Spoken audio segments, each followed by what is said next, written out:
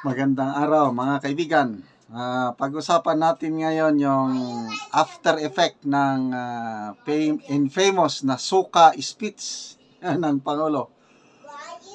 Yung iba dyan, nautusan lang na bumili ng suka, nagkandidato ng pagkasenador. Ayan, maraming nagalit, maraming batikos. So anong epekto nito sa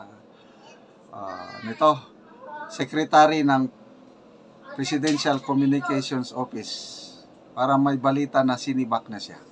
Okay, i-advertise ko lang. Meron pa tayong stock ng dark chocolate, o yung tablia, kakao, sikwate. Pwede kayong mag-order dito, 0916-9000997. Okay, hindi ko negosyo ito. Although ito yung palagi kong iniinom kada umaga, napakasarap, organic, napakalaki ang epekto sa aking kalusugan. I'm much stronger now than before. Isang factor itong dark chocolate. Okay. Gusto ko lang din tulungan ang mga farmers na nagtatanim ng kakao para makabenta ng kanilang produkto. Ito, may post si E.B. Hugalbot 4 hours ago. Sabi niya, "Ops! Dahil sa suka speech, parang biglang nasibak si PCO Secretary Cesar Chavez. Merese." Isinare niya ang post ni Pambansang Dalaga ng Pilipinas. Sabi ni Pambansang Dalaga, "Sa mga inappoint ni Chavez na ubod ng mga yabang di umano, na astang mga hari at reyna kung magpahawi ng dadaanan nila, atras din ng konti, tapos tone down sa yabang, tapos humble yourselves, ika nga. Hindi kayo nandyan forever. Di pa ba kayo sanay sa biglaan?" Ano yung biglaan? Ito, mayroong document from Office of President of the Philippines, Presidential Communication Office. Special Order number 25-044. Designation of Officer in Charge of the Presidential Communications Office. So kung may OIC, di wala na yung secretary ng PCO. In the exigency of the service and to ensure the continuous operation of PCO, Senior Undersecretary Emerald Ann R. Ridao is hereby designated as the officer in charge. Kaspian, keep quiet! Pasensya na kayo, maingay aking mga po.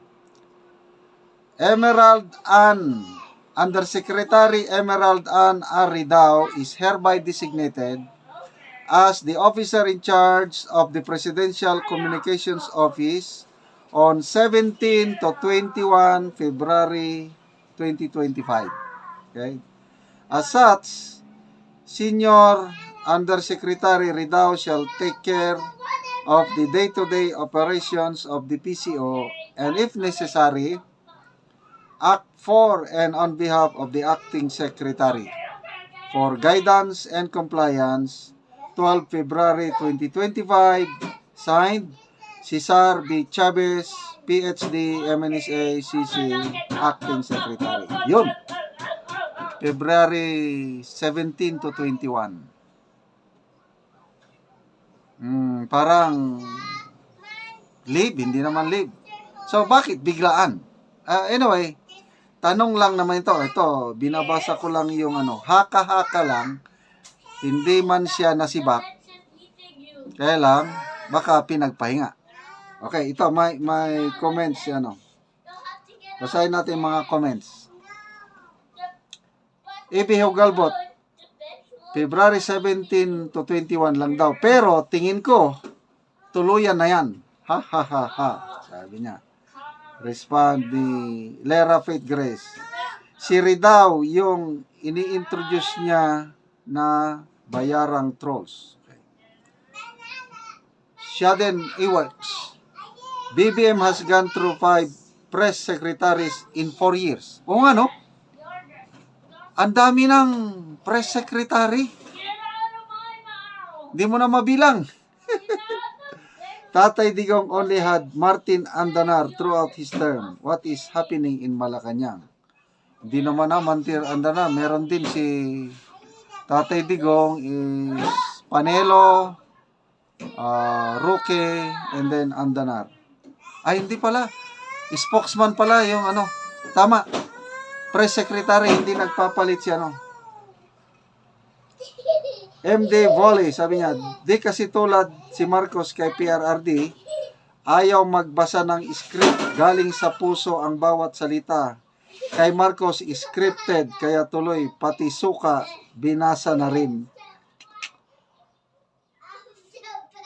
Zen Mab MBM is smooth and you are fired. Okay. Anyway, ito, hindi pa siya nasibak. Haka-haka lang ito ni Ibi Hugalbot. Kaya lang tignan natin. Basta, one thing is clear. Masama ang epekto. Yung repercussion ng suka speech. Bakit pa kasi binasa? Intindihin mo muna yung babasahin mo. Inutusan lang ng suka. May certificate of candidacy na. Kaya marami ang nagpapasalamat sa speech writer ng Pangulo. Kung sino man yung sumulat na yon. Salamat at medyo nag-bumirang sa kanila at mas marami ang naani, ganansya ng mga inutusan na bumili ng suka. Sa isang online survey sa Cebu, namamayagpag ang mga PDP laban candidates. Walang pumasok na bagong alyansa candidates sa top 12. Okay mga kaibigan, maraming salamat sa inyong palaging panunood. Hindi ako magsawa sa pagpasalamat. Dahil sa inyo, nakakatulong tayo sa Tribong Talandig.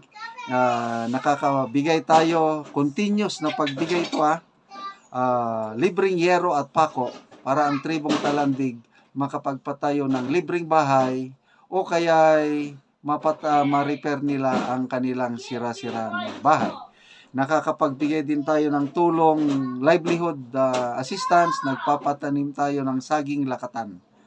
Libre ang seedlings, abono at iba pang pangangailangan nila.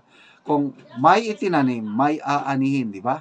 So, panoorin nyo ang video na ito, kabalikat kayo sa pagtulong sa Talaandig na tribo.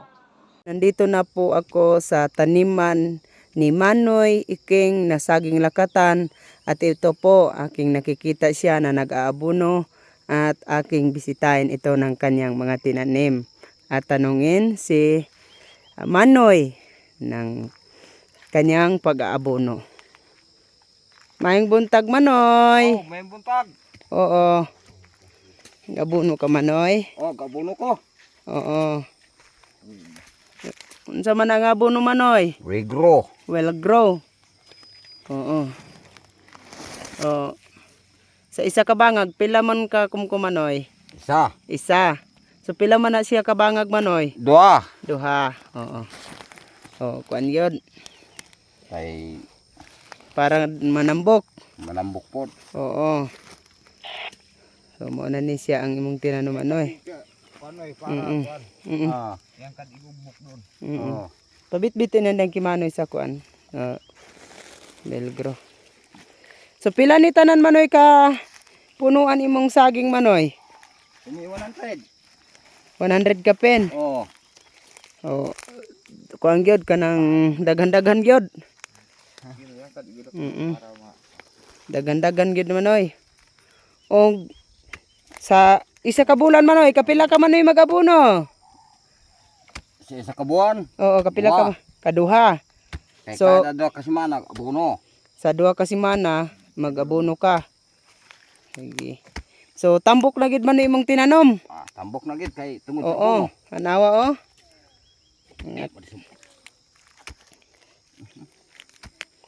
So tambok gid siya. Tanaw Manoy oh, nindot na ang imong saging mga tambok na gyud.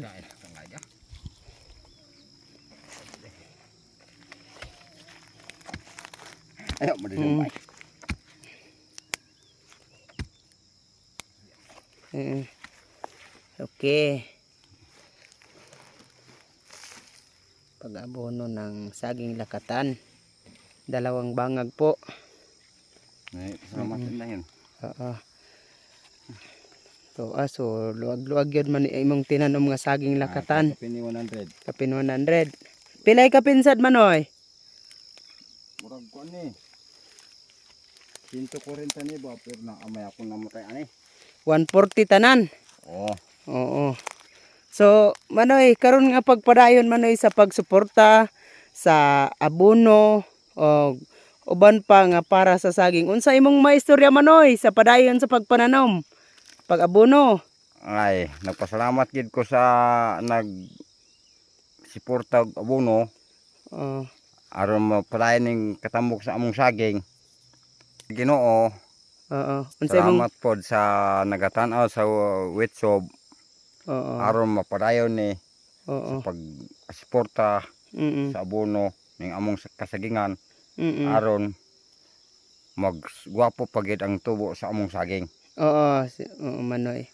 Mga tambok naman. Oh, Oo, nindot naman ang tubo. So, ako pa kay Loy. oo. Sige manoy, salamat manoy. Sige, salamat pod. Oo, sige, salamat. Ada ko kay Loy. Oo. Ko na